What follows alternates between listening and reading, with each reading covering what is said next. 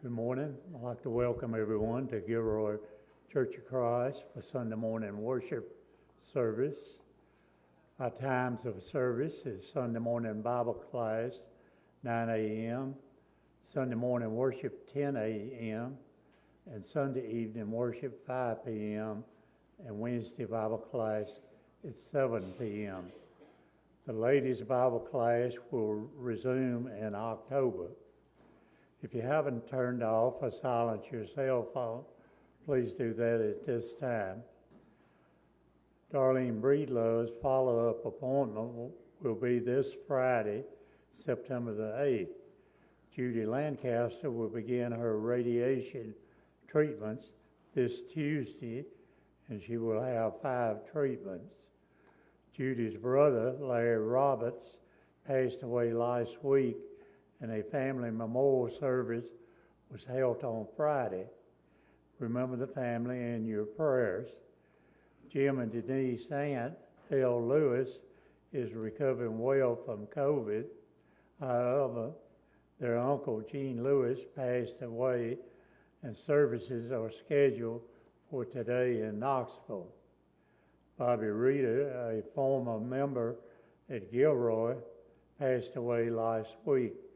A memorial service will be scheduled in the near future. Please keep Dot and the family in your prayers. Thanks to everyone who has participated in bringing items for the children's home.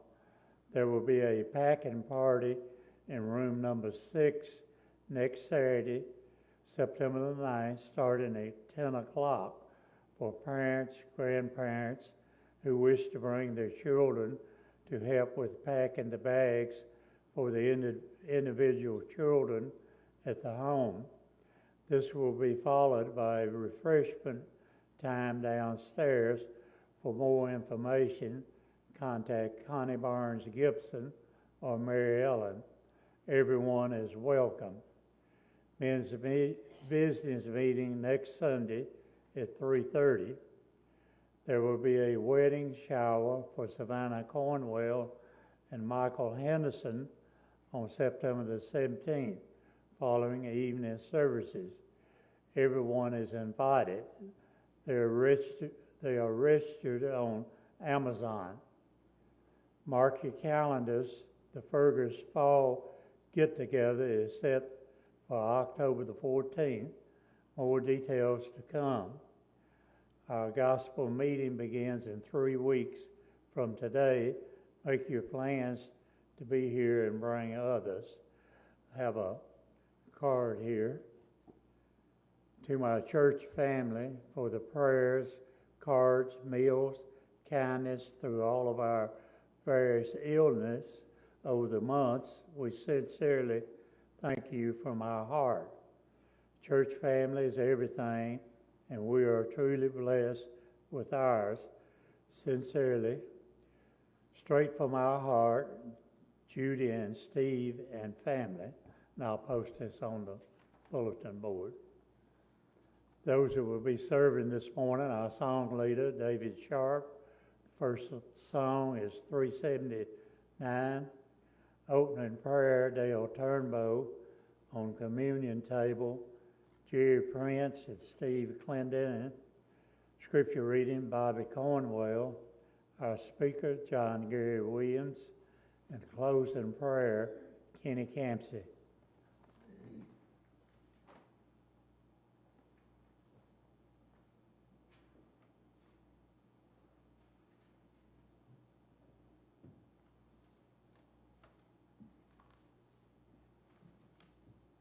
Number 379, we'll sing all 3 verses. Why did the Savior heavenly that come to earth below, where men this grace would not receive, because he loved me so? He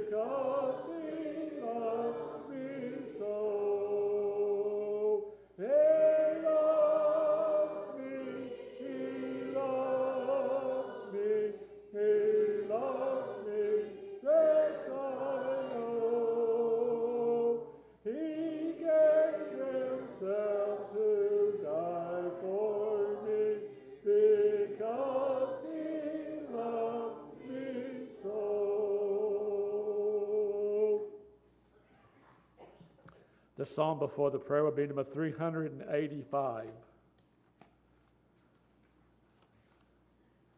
We'll sing verses 1, 2, and 4.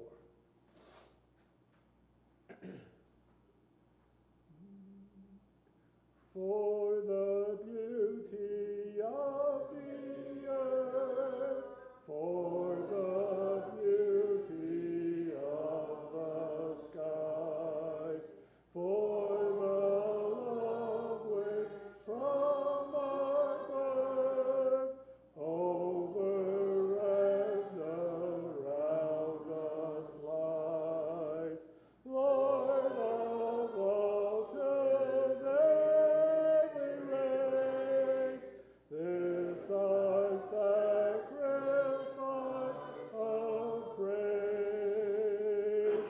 for the beauty of each hour of the day and of the night.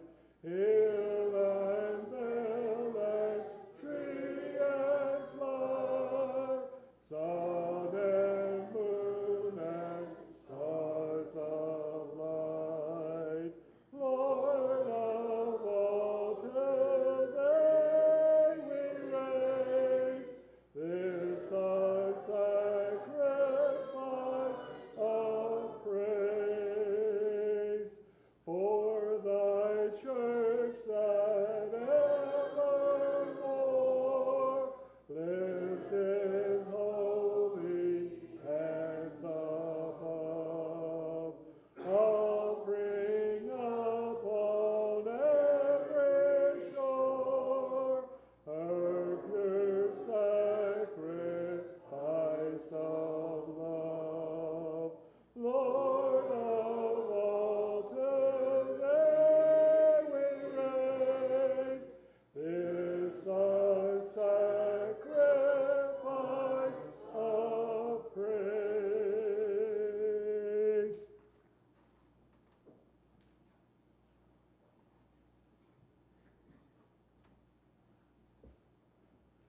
Let us bow and pray together. Our most kind and merciful Father, we're thankful to Thee for this time we have to come together, Father, to worship Thee. We pray that all the things that are done here today will be done according to thus saith the Lord. It be in spirit and truth, and will be pleasing unto Thee. Father, at this time we come before Thy throne, asking our petitions. Father, there are many in our congregation that are suffering. Many have lost loved ones. We pray for the Lancaster family and the Reeder family that have recently lost loved ones. Pray that you'd be with them and comfort them as only you can. Father, we pray for all of those that have been mentioned as sick. Especially pray for Brother Bob Hayes as he moves to his new nursing home. And we pray that, Father, that you would be with him and help him that his health might improve. Pray for Sister Darlene as she continues to heal from her injuries. We pray, Father, that you would hasten her recovery and bring her back to a full measure of health. Father, we pray that you would be merciful and forgive us of sins. We know we oftentimes fall short of thy glory. We sin against thee. Pray that you would strengthen us and lift us up, Father. Help us to walk in the light. Father, we pray for this world. Father, there's so much warfare and strife going about, and evil men causing trials and tribulations for so many. Father, we pray that these things might come to a close, that peace might reign on earth. Father, we pray that you'd be with us this morning as we consider a portion of thy word. Father, be with Brother Williams as he brings us the lesson of the hour. Father, help us to be attentive. Help us to take these things into our lives and our hearts. And Father, we pray that these things would strengthen us in our everyday walk of life. Father, help us to put aside the cares of this world and to focus our minds on thee. In Christ's name we ask it. Amen.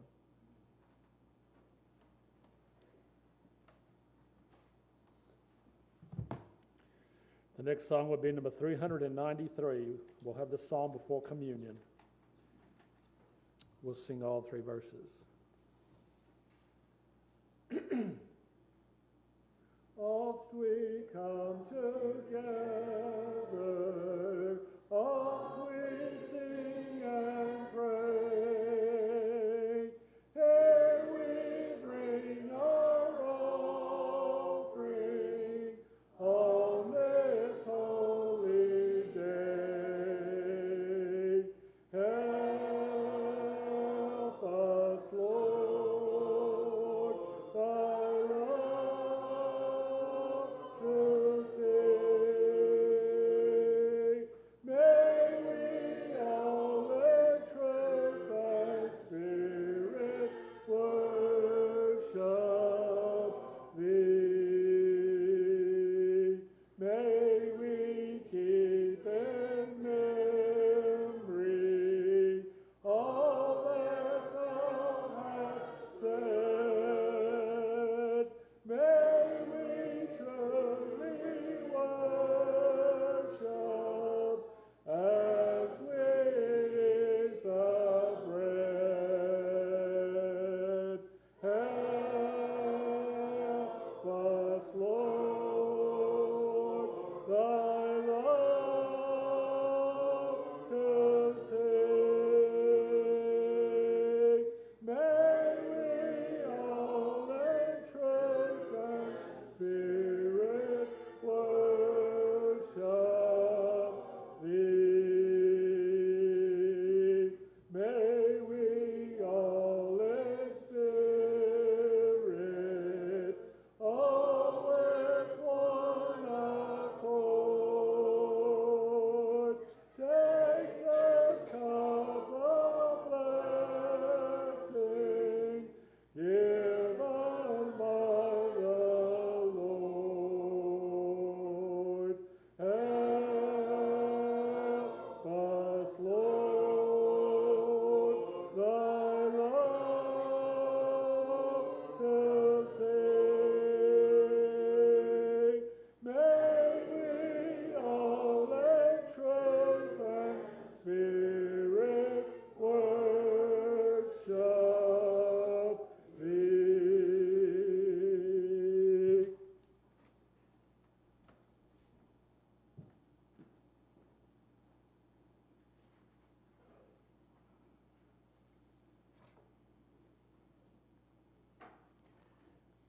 Before we partake of the Lord's Supper, I'll be reading from 1 Peter chapter 2, verses 21 through 24.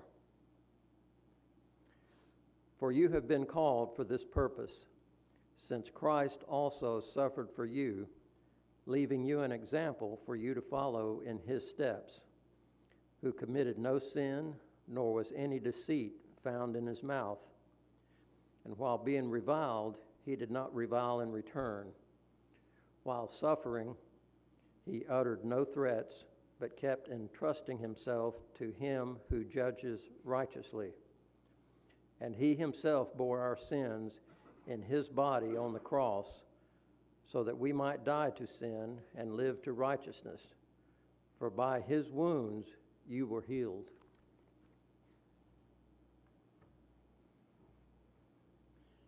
Does everyone have the communion? If not, would you raise your hand, Lee?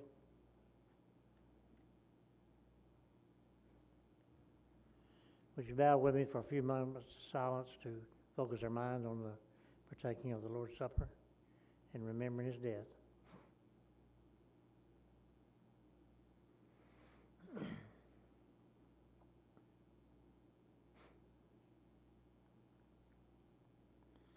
Our Heavenly Father, we thank you so much for your love for us, that you were willing to come to this earth and to live and to die for each one of us.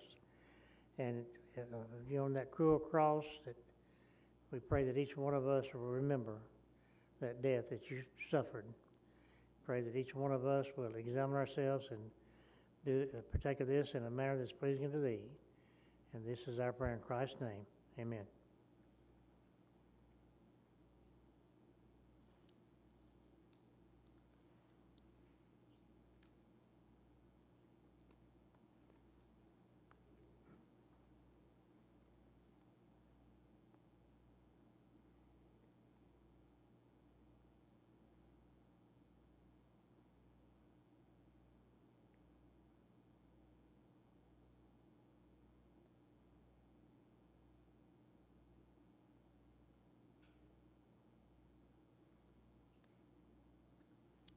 Let's pray again.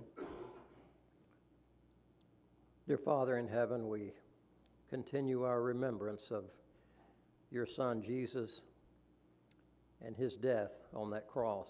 We thank you that he was willing to be the perfect sacrifice for our sins.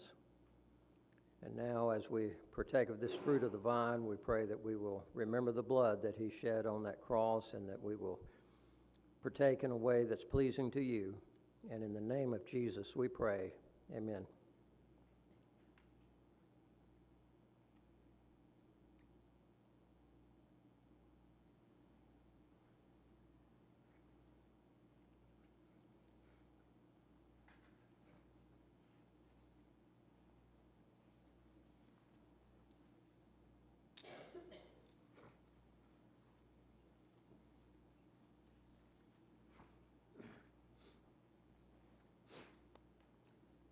That concludes the Lord's Supper. Now, if you would bow with me as we pray together. There's an envelope in the vestibule for your contribution. We'll offer our thanks. Our Heavenly Father, we come to you at this time giving you thanks for everything that you've given us, for our health and the ability to be able to work and provide for our home and for our families. And we pray that each one of us will give back to you as you have given to us. And Father, pray that this contribution will be used to spread the gospel throughout the world. And this is our prayer in Christ's name. Amen.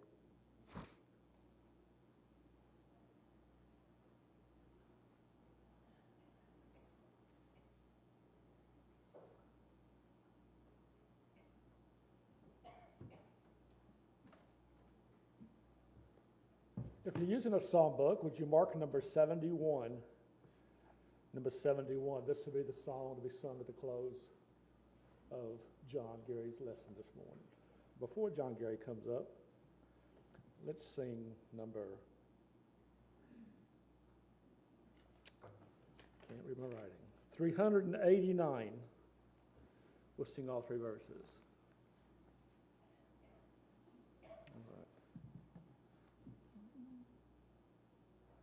Onward rejoicing, I tread life's way, higher I'm climbing each passing day. Hilltops of glory now rise in view, where all shall be made new. Hilltops of glory I now can see. Oh, brother, won't you come go with me? Safe on the mountain, I soon shall stand. Hilltops of glory land. Way down in Egypt, mid burning sand, Moses has started for Canaan's land.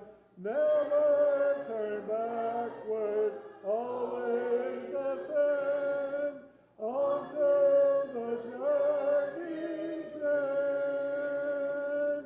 Hilltops of glory I now can see. Oh, brother, won't you come go with me? Safe on the mountain, I soon shall stand. Hilltops of glory land. Footsteps of Jesus before us lead. We tread life's journey, this warning heed.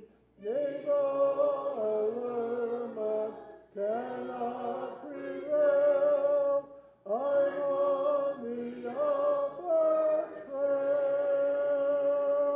Hilltops of glory I now can see.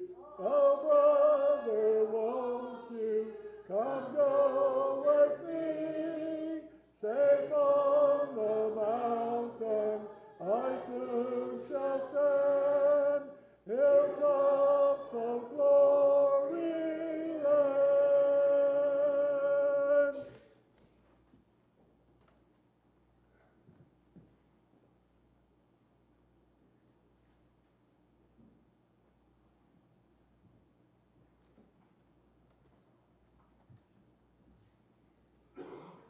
Scripture reading is 2 Timothy chapter 2, verse 15.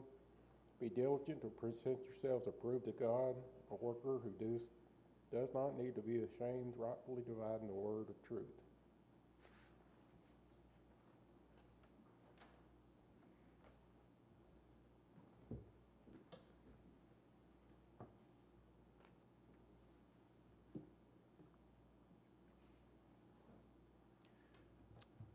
Your presence is appreciated this morning, and if you're visiting with us, you are a special guest this morning. I think everyone knows that Jim is away today and Denise with him, and I've been asked to speak in his place, and I'm always more than happy to fill in for him. And tonight, Kenny is going to be speaking to us again. I'm looking forward to hearing him. For our lesson, or for our sermon this morning, I want to speak on the importance of plain preaching. The importance of plain, sound preaching. In the 23rd chapter of Acts, we read that some of the Jewish leaders, angry Jewish leaders, had made plans to kill the Apostle Paul. As a matter of fact, the Bible says there were 40 of these men who hated Paul so much they laid plans to take his life. However, when this plan was discovered, the Roman official, the chief captain at Jerusalem, who was in charge of the Apostle Paul, had him safely escorted to the coastal city of Caesarea to see the governor of Palestine named Felix. That's about 75 miles from Jerusalem to Caesarea. And the Bible says there were 470 men. That chief captain was so concerned about this, had 470 men. Some of them were foot soldiers, some of them were horsemen, some of them were spearmen. And made that long trip to Caesarea. Felix then had Paul's accusers brought from Jerusalem to Caesarea to present their case. And this is precisely what the Apostle Paul wanted. He didn't want to be tried there in Jerusalem. He knew the outcome. He was willing to go to the governor, to the Roman governor Felix. As a matter of fact, we learn that later on he appealed even to the Caesar himself.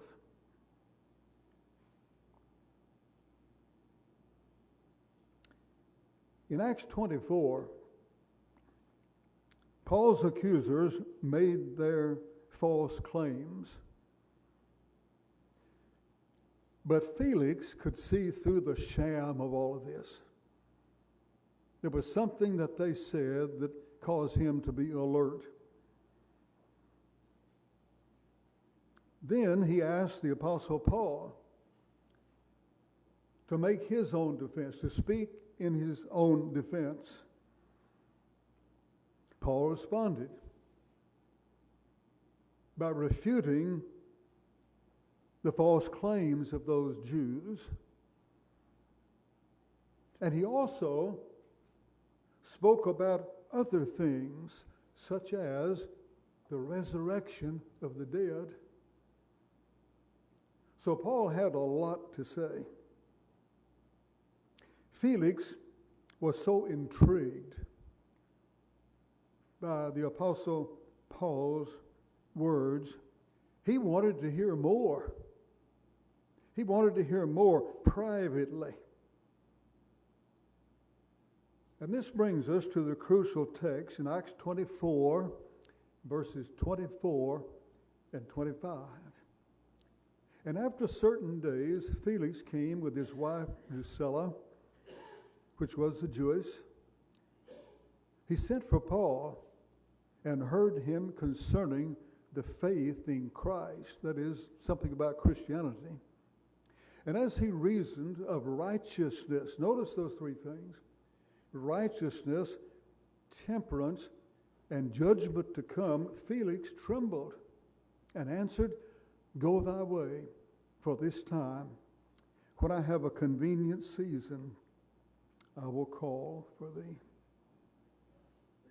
Now my question is this: was Paul's preaching plain?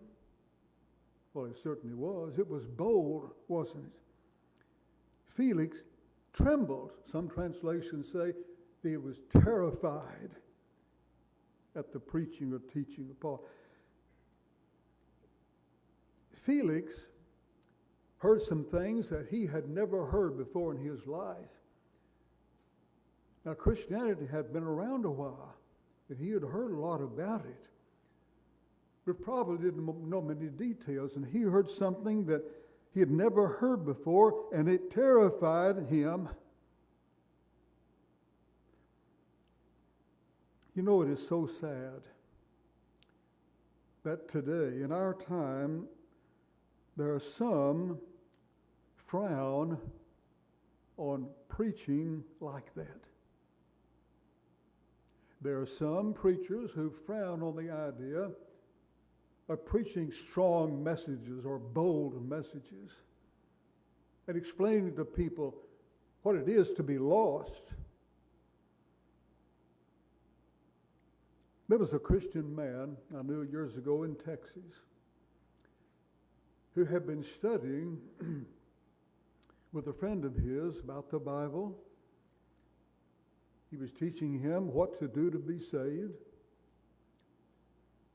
And in the teaching that he gave him, he was using a film strip. The title of that film strip was "The Day Christ Came Again." And maybe some of you have seen it in the past. I have a copy of that film strip, and I have used it several times in teaching people in home Bible studies.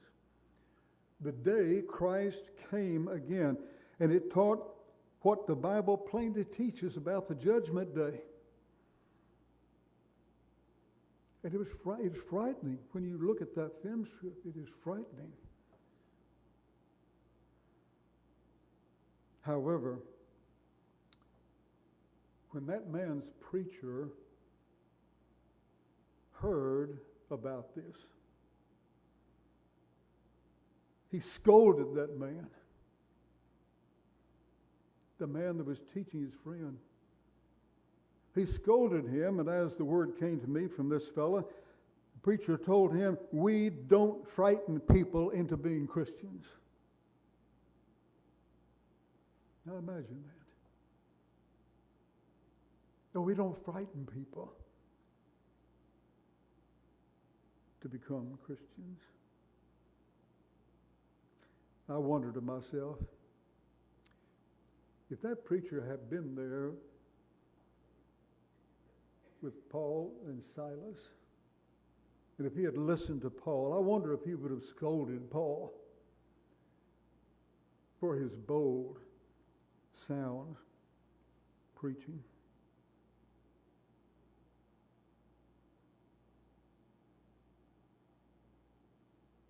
Sometimes it really takes some plain preaching. Sometimes it takes some pretty bold preaching to cause people to question their religious background or to question the way they're living.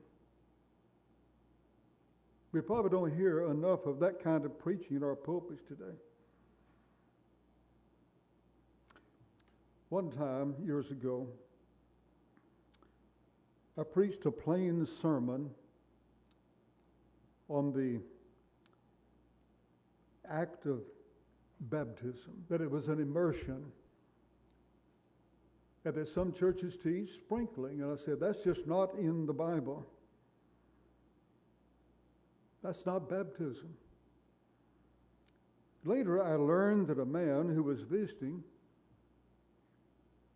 became very upset over that sermon. I didn't know about it at the time. I learned it later on. His wife was a member of the church. They were visiting some relatives who were members at Laverne. His wife was a member of the church, and he told her, I'd learned about this later on, he told her that he was just mad. He went to the Methodist church, I think. And he said, he's just wrong on that. He said, I'm going to prove it. So he began reading his Bible, and she gave him some material, from some sermons that I had. And he went to his Methodist preacher. And to make a long story short, he learned the truth. But he had to be mad first, you see. He had to be made upset. That man later on lived in Indiana. He became an elder in the church and invited me to come up and hold a gospel meeting where he was an elder. And as we sat there talking, he said, I remember that sermon so well. He said, it made me mad, you know, I was upset, but said, if I hadn't heard that, I wouldn't be a member of the church today.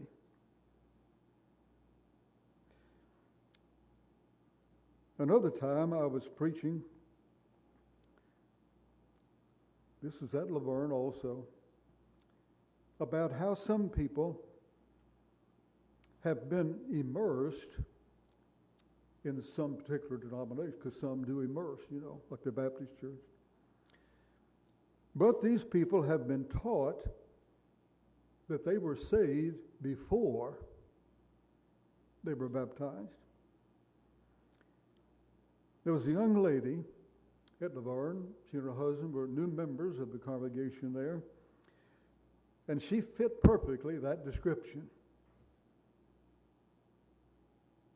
She was going to a denomination. She had been baptized, and she had convinced herself that she was okay, that she was all right. She felt she was saved. In that sermon, and maybe some of you that were at Laverne remember this, but I used a simple illustration about a woman making a cake. She's just got a recipe here, and she's going to follow the recipe, and it has so much flour, so much milk, so many eggs, and so on. A complete, accurate recipe.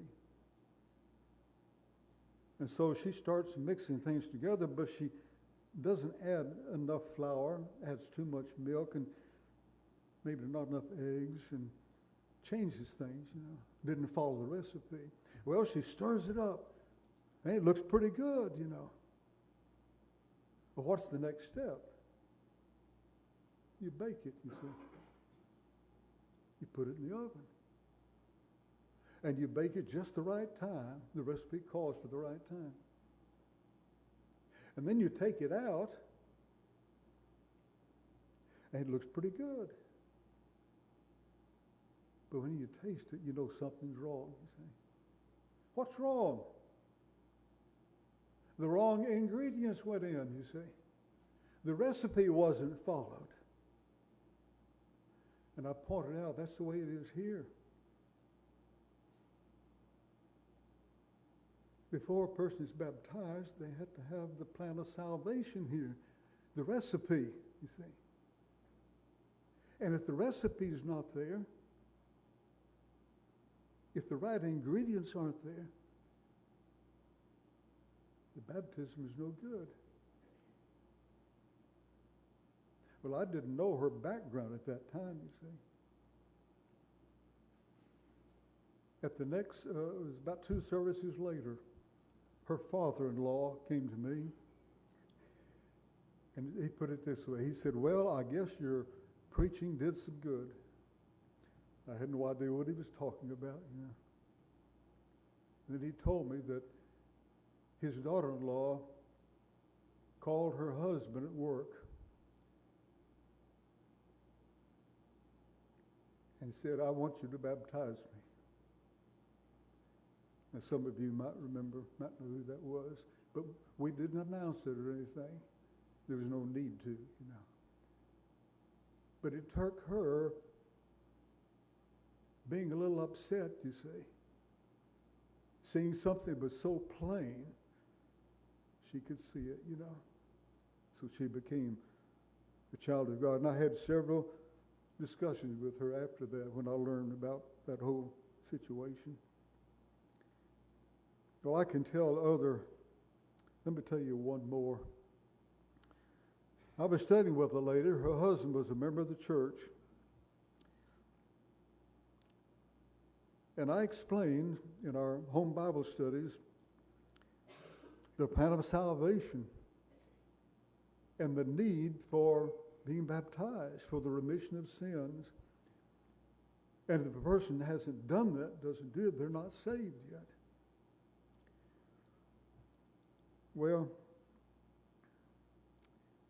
I found out from her husband that she became very upset, really upset, even in tears. And the reason was because her mother, who had passed away, had not been baptized.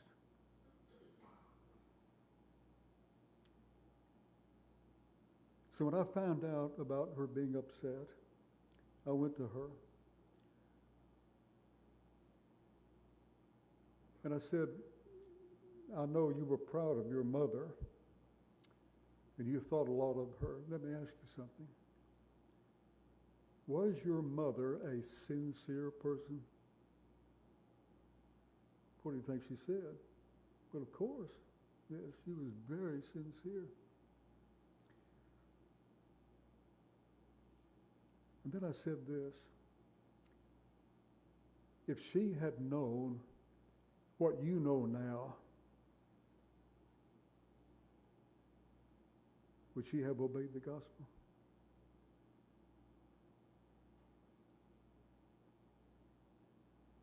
And she had to say yes, you see. She could see what I was saying.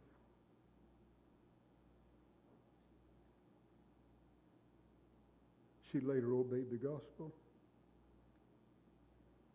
Now let's go back just a moment to Acts 24. What about Felix?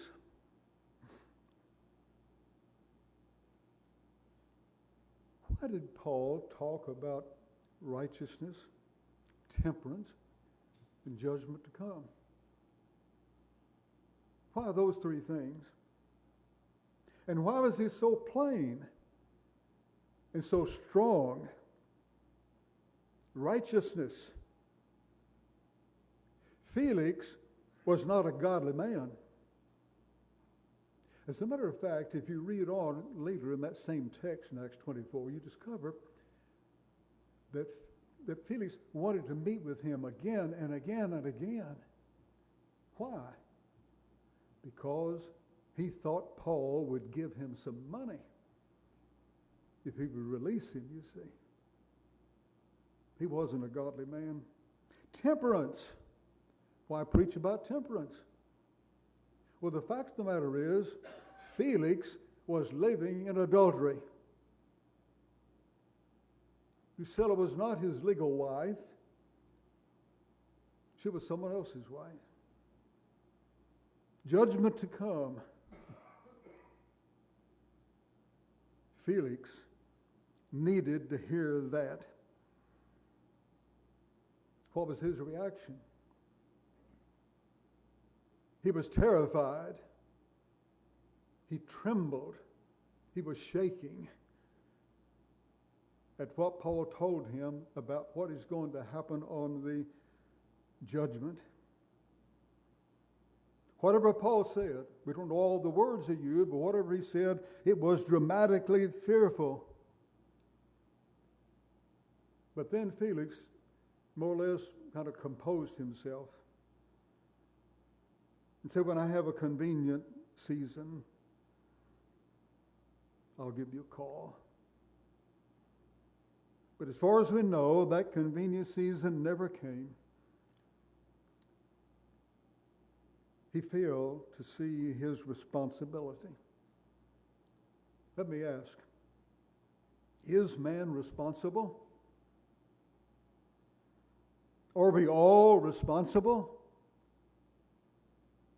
Obviously, the answer is yes. Man is a responsible being, both socially and spiritually. You see, God made us that way. However, out here in the world, there is a tempter, the one who seeks to turn people away from what is right. You see, Satan knows man has free will. He has freedom to choose. He knows God made man that way. And Satan knows this is the avenue. This is the avenue by which he can make us fail to see our responsibility. The Bible reveals to us many who fail to see their responsibility to God. But at the same time, the Bible also tells us about many who saw their responsibility and took steps to do what was right. Here are a few examples. In Acts chapter 2 and verse 38, it's a well-known text to us. The Jews on Pentecost, then they that gladly received his word, the preaching of Peter, were baptized.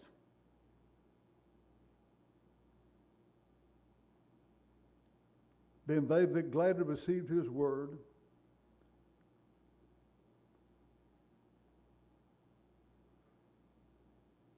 were baptized. I think we have a different text there. Maybe. I'm sorry, I gave you the wrong text. It comes later. Then they that gladly received his word were baptized, and were added unto them that day about 3,000 souls. That's, I think, verse 47 or 48. Then the eunuch on the way to Gaza, in Acts 8 and verse 38,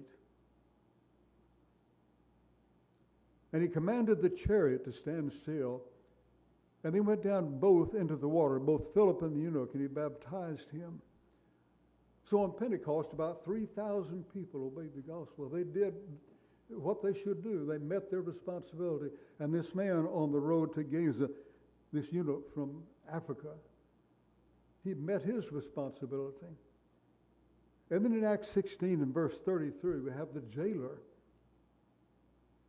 in Philippi.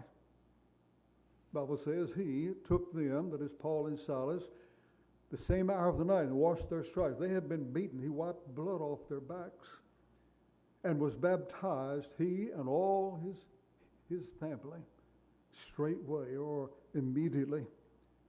And then we have Saul, who later became the Apostle Paul, in the city of Damascus. Acts chapter 22 and verse 18. Ananias said to him,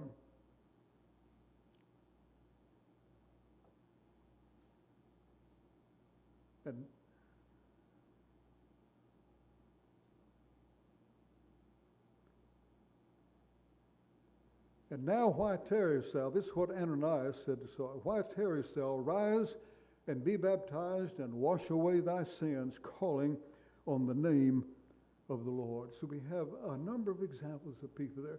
Examples for lost people today. People who met their responsibility.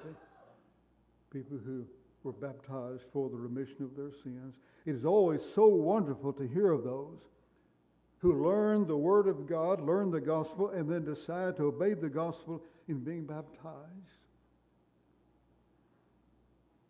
In this, lost people are forgiven of their sins and are added to the Lord's church. And in this, they begin a brand new life, a life devoted to their Savior. Closing our thoughts now, if you are not within the spiritual body of Christ, you're not yet a child of God, It is our sincere prayer that you will not delay your obedience, that you will obey the gospel of Christ, and by doing that, be on your way to heaven. Are you one of those people? Are you a child of God, and in some way do you need the prayers of your fellow Christians? If so, we extend to you now the invitation. Would you come while we stand and sing?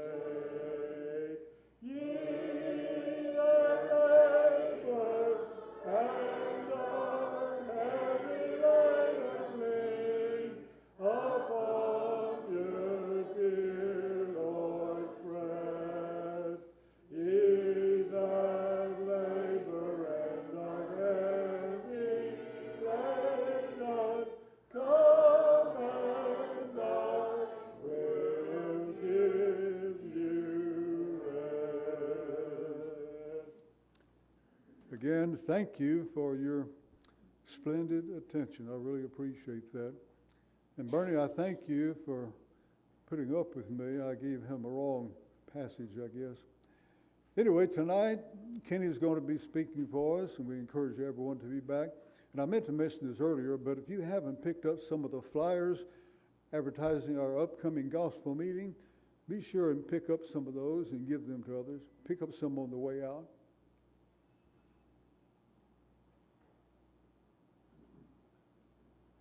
Closing song this morning will be number 373. We'll sing verses 1 and 3. Often I'm hindered on my way, burden so heavy I almost fall. Then I hear Jesus sweetly say,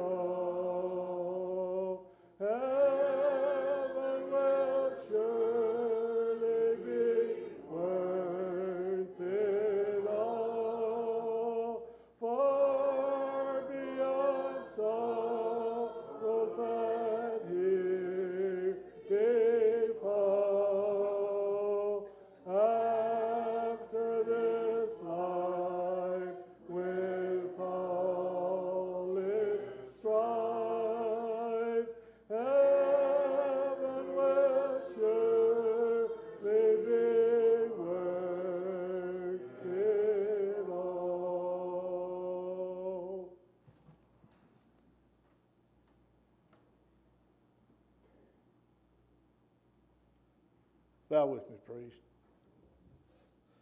Heavenly Father, we thank you for the opportunity to be here on this beautiful Lord's Day. We thank you for the privilege that we have to come to you in prayer, offering thanks and making our requests known to you. We're thankful for the songs of praise and encouragement. Father, we thank you for the opportunity to gather at your table in remembrance of the sacrifice made on the cross for our sins. And we're thankful for your word. Father, we pray that we'll take what we've heard here today and apply it to our lives, that we'll walk closer to you. Father, help us to forgive others that we may receive your forgiveness when we fail. Be with us now until we meet again at the next appointed time. In Christ's name we pray. Amen.